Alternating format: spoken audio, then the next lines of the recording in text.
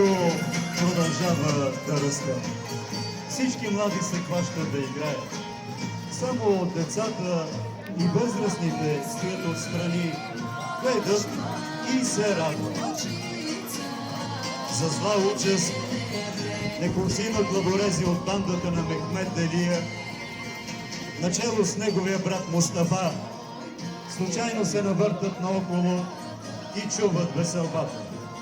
Това не само не им се нрави никак, а и направо сякаш ги прикамва да се позабавляват, както те си знаят, и да отмъкнат каквото могат.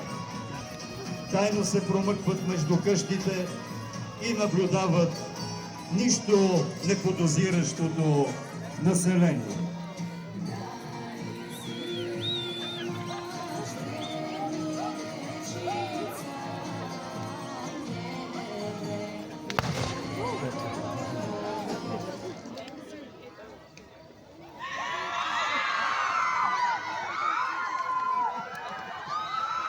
С силни гърмежи и викове разбойниците се показват и в миг песните се превръщат в писъци от ужас и страх. Прахта от бягащите навзе замъглява въздуха. Бандата започва да безчинства, а вопли на жените и плача на децата отекват в простора.